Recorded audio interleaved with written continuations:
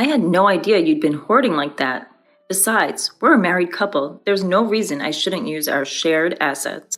That's right. It's worse to hide it. While looking down on me, my husband and mother-in-law kept talking as they pleased. I was so disgusted with them, I decided to confront them with reality. Sigh. By the way, have you checked the name of the passbook? Huh?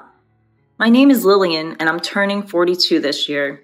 I've been married for 17 years, and before that, I worked at a company. After getting married, I quit my job and started working part-time at a local supermarket. I met my husband, Easton, at work, and at the time, I thought he was an ordinary and kind man. That changed about 6 months after we got married. One day, while preparing dinner, my mother-in-law suddenly visited our house without any notice. My husband hadn't come home from work yet, and I thought there might be some urgent matter, so I let her in. As soon as she saw the living room, she let out a big sigh. Lillian, you've been idly watching TV until this hour. My son Easton is still working hard, sweating at his job. Don't you feel sorry? Yes? I did have the TV on, but until a moment ago, I'd been preparing dinner in the kitchen.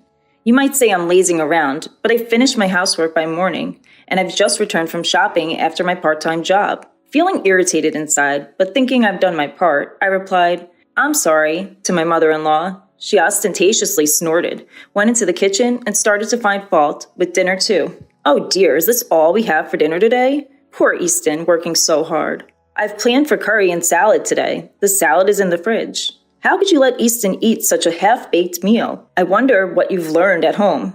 Insulted not just about me, but also about my parents, I finally lost it and asked a bit harshly, Didn't you need something? Then my mother-in-law opened her eyes wide. Oh my, don't get so mad just because I looked at the dinner. She pouted her lips conspicuously and sat heavily on the sofa to watch TV. What do you need? It's not what do you need. Don't you think you should offer something to your mother-in-law who has kindly visited? Excuse me? You're such an inconsiderate person, not even serving tea. Poor Easton. She kept repeating, poor Easton. So I served her tea.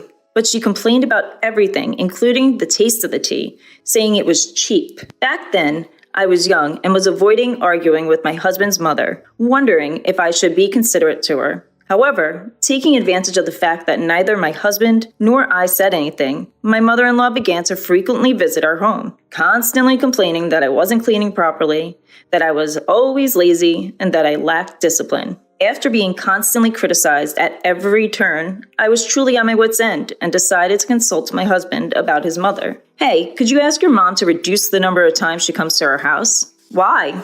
Is it that much of a bother when mom comes over? You've seen it, haven't you? No matter how much I work on the house or cooking, your mom keeps complaining about me. Well, that's because mom wants you, Lillian, to work harder so she gets tough. I'm doing my best, but if she comes over without notice, I can't even prepare dinner properly. If you're bothered, say it yourself. But don't forget that mom cares about us too. Throughout, my husband was like this. He never really worried about what I was saying. No matter how much effort I put into cleaning the house or studying cooking, my mother-in-law would nitpick and never praise me. Once the vegetables my mother-in-law brought were clearly close to their expiration date, so I used them for dinner. Then, my mother-in-law sighed conspicuously to serve such withered vegetables to her husband and his mother.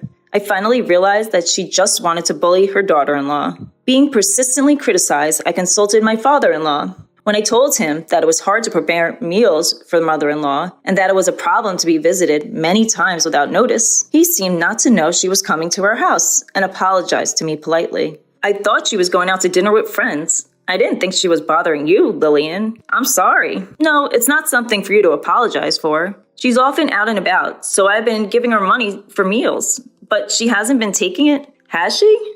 Unfortunately, no. I'm really sorry. My father-in-law apologized to me again and again throughout our conversation. He promised to speak sternly to my mother-in-law, and I didn't say anything more about her attitude, thinking that was enough. I thought I could finally relax, but then I received a phone call filled with scoldings from my mother-in-law. Hello? You're really uncouth, tattling to my husband like that? What? I've been going out of my way to check on you, and I didn't expect you to repay my kindness with such ingratitude. That's not true. I'm not repaying kindness with ingratitude. You should be the one apologizing. It's audacious to claim you're inconvenienced. I'm educating you in areas where your upbringing was lacking. You should be grateful. I understand what you're saying, but it is inconvenient when you show up without notice. Should a mother need to make an appointment to visit her own son's house? My parents wouldn't do that. How brazen you are. As a daughter-in-law, you should adapt to the rules of your husband's family. No matter what I said, she got increasingly heated and eventually started yelling so loud that I couldn't understand her. And then she hung up. I suspected she called during my father-in-law's absence, so I hesitated to consult him again, as it seemed like it would only lead to more of the same. Although the frequency diminished slightly, my mother-in-law did not stop visiting our home. My husband was in good spirits as he complained about work to my mother-in-law and received her sympathy, so it didn't look like he'd be persuading her to stop visiting anytime soon. Seeing his attitude, my mother-in-law became even more cheerful, and they both began to blame me. Lillian, you don't show enough respect to Mom. That's right, Easton, tell her more. I'm only getting a small allowance, even though I'm the one earning the money. That's terrible. What a devil of a wife you have. They continued to eat the meals I prepared while complaining about them, and they chatted and laughed in the living room I had cleaned. When I was washing the dishes, my husband would say, "At least prepare the bath," expecting me to get everything ready from the bath towels to his pajamas. My mother-in-law didn't reprimand him for it, but instead sided with him, saying, "Poor thing, having such an inconsiderate wife." I consulted with my father-in-law again and received yet another profuse apology. But I was exhausted with the fact that my mother-in-law's actions remained unchanged. Those were the days that kept on going. One day, I noticed that a necklace handed down to me by my own mother was missing. When I asked my husband, he claimed he didn't know, and coldly dismissed me with, "You probably lost it due to your own carelessness." It was supposed to be in my drawer. The truth came out when my mother-in-law visited our home again during dinner time. Mother-in-law, that necklace, oh dear, it's quite disgraceful to desire something someone else is wearing. What my mother-in-law had around her neck was undoubtedly the necklace I lost. It had a unique, unusual design with a peculiar ornament, and there was no way I could mistake it. And there she was, wearing it right in front of me. Please give it back. How awful. Are you accusing me of stealing from you? It's not only desiring someone else's belongings, but also calling them a criminal that reveals your upbringing. With a triumphant smile, my mother-in-law provoked me until I couldn't hold back and reached for her necklace. Then, my mother-in-law purposefully screamed, and just then my husband, who had returned home earlier than usual, opened the front door. Seeing me, he pushed me hard. I crashed into the wall and crouched down on the spot. Looking down at me, my husband, while holding my mother-in-law's shoulder, started accusing me. Just like Mom said, "You've been bullying her while I'm not here, haven't you?" "That's right, Easton. Lillian is really terrible. I just wanted to get along." "No, listen. The necklace your mother is wearing is the one I said I lost. I don't want to hear any excuses. Mom, let's eat out tonight. You better reflect on your actions." Such a sweet boy. Easton really is a good son. With that, my husband left with my mother-in-law. At that moment, the shock of not being able to get my necklace back, along with the anger towards my husband for siding with my mother-in-law without even listening to me, made my pent-up frustrations explode, and I decided to take revenge. That same day, I had yet another talk with my father-in-law. While apologizing to me, my father-in-law listened attentively to my story. And I found out that he was also fed up with my mother-in-law's outrageous behavior. Hearing this, I decided to set up a plan. And then again, when my mother-in-law came to her house without learning her lesson, as usual, she was flaunting the necklace, enjoying my reaction. I deliberately told her, "I forgot to buy something. Could you look after the house for a bit?" Normally, she would have retorted with something like, "How dare you ask me to do something?" But this time, she smiled sweetly and said, "Of course. Why don't you take your time? You're always busy with housework." "Thank you. I'll be back in about 30 minutes. With that, I left my mother-in-law at home and went out. Alone in the supermarket parking lot, I held my pounding heart, as if testing the malice of those close to me. If I could get definitive evidence, I could take my revenge. But part of me also hoped that my mother-in-law and husband would reflect on their actions and change. Then, exactly 30 minutes later, I returned home. What I saw when I returned with shopping bags was my mother-in-law in the living room, messily eating dinner with my husband. "Oh, you were late, so we started without you. Today's dinner was more plain than usual. Don't you feel sorry for Mom?" But I asked mother-in-law to watch the house because I forgot to buy something. "No more excuses. Be careful next time." Seeing my husband act even more arrogant because of my mother-in-law's presence, I couldn't help but sigh. Looking at the pot, with only bits of vegetables left, I felt more disgusted than angry at my husband, who didn't even think to leave some food for me. I guess there's no future where these two will reflect on their actions. After cleaning up dinner, I checked what happened to the trap after my mother-in-law left. As expected, it seems like the trap had been set off. Seeing it, my husband's smirk, mocking me, looked uglier than ever. His triumphant smile was just like my mother-in-law showing off the necklace, and I couldn't help but laugh. And the day of revenge came sooner than I thought. On my husband's day off, he and my mother-in-law called me to the living room.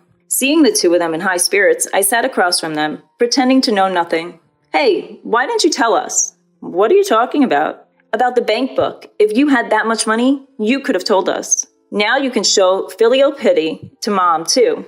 "I don't understand what you're talking about." "Don't play dumb. We're talking about your bank book." "Oh," I managed to say.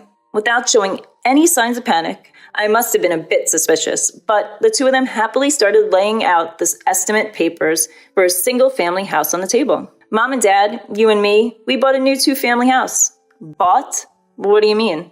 "You're slow to catch on, aren't you? We're saying we made a contract with the money from your bank book. Buying it all at once means no interest and it's smoother, right?" "Hold on. Why are you moving forward with this without me?" "Lillian, you really do hate me, don't you? That's why you're saying you don't want to live together." "Hey, cut it out. You're being rude to Mom." "Who's being rude? It's far more disrespectful for you two to use my money without my permission." "You're the ones, huh? People with bad upbringing really have bad mouths." I struggled to suppress a laugh at the two of them, who were saying whatever they wanted. There was a part of me that was amazed at how terrible I had become, but my resolve to take revenge never wavered, because it was these two who had made me this way. We found a perfect newly built property for sale, so we've already signed the contract. No matter what you say, it's too late now. Anyway, I didn't know you were saving up that much. Besides, we're married, so there's no reason for you to complain about using our shared property. That's right, it's worse to hide it. By the way, did you check the name on the bank book? Huh? The two of them froze at my words. Seeing that, I finally couldn't hold back and burst into laughter. The two of them peered at the name on the bank book and then looked at me with faces drained of blood. "What the hell is this? It's exactly what you're seeing. Why is it our person's name?" "I never said it was my bank book." "So what does that mean? You stole Dad's bank book?" "You thief." "Who's the thief? You went out of your way to pry open a locked drawer and took it." "But you were hiding it so carefully."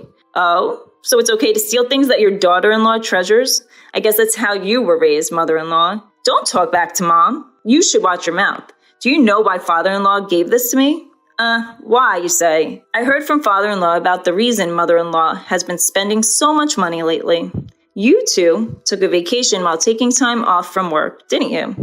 Well, it seems you told the company whatever you wanted as the reason for taking time off, like I had a fever or went back to my parents' home. I got a call from the department head, and he was speechless when I told him the truth. Huh? Finally realizing their predicament, the two exchanged troubled glances. But I had no intention of forgiving them over something like this. While we were silent, the doorbell conveniently rang. When I went to the entrance and brought the visitor into the living room, the two let out a small scream. When my mother-in-law came to our house, I contacted my father-in-law. "Why are you here? I've told you countless times not to cause trouble for Lillian. But there are no buts. When will you two start behaving properly? Dad, she had your bank book, and so what are you calling her she for? I didn't raise you to be so rude. You're old enough to know better. It's embarrassing to hear you calling Mom, all the time. If you can't treasure your wife, what's the point of calling her she? If you say that, she has treasured me too. Are you saying you're not being treasured? I've been working so as not to cause you trouble, and I thought I'd managed to save a decent amount of money. I've tried my best to let you do what you want without any financial constraints. And now what? You want me to overlook your mistreatment of your wife? Well, throughout this exchange, whenever they tried to make an excuse, my father-in-law would fire back tenfold until they were rendered speechless. He delivered the final blow to the two, who were shrinking and hanging their heads about the bank book. By the way, about the bank book I left with Lillian. I told her to take it as a nuisance fee, because I felt bad about how much trouble you two have been causing, no matter how much I warn you. No way. And you two, after stealing that money, even bought a house. What more should I do for you? The two couldn't say anything, and mother-in-law ended up being taken home by my father-in-law. Before that, I pointed at her neck and was able to recover the necklace safely. Seeing that, my husband guessed what had happened and forced his mother to bow her head. In the now quiet living room, I handed the divorce papers to my husband, who was completely deflated. Why? What do you mean, why? After all this, you still think we can stay married? But you're only mad at Mom. Of course I'm disgusted with you too. No, I won't divorce. Then shall we go to court? We'd have to expose everything you've done to the court. And your company, though. Huh? Oh, yes. We've got it all on camera. You two breaking open the lock and taking the bank book clearly shows you two desperately breaking the lock. No, you're lying. It's amazing how you can call others thieves after doing such a thing. I wonder what kind of upbringing you had. Why? All of that will be made public, and you'll probably have to cover the $300K you used of your father-in-law's money, my compensation, and the court fees. What are you going to do? Why can you say such cruel things? You still don't get it. Should we have your father lecture you again? I accepted the divorce papers from my dejected husband and finally became a free woman. As for the $300K I received from my father-in-law, I decided to accept it again as a nuisance and consolation fee for my ex-husband and ex-mother-in-law. The two of them, under my father-in-law's supervision, had to work their fingers to the bone to repay him a total of 60 million yen. Once, I received an email from my ex-husband to a free email address seeming to ask for a reconciliation, but I ignored and deleted it. Thanks to being free from my source of stress, my health has improved, and I'm spending my time freely with the money I received from my father-in-law.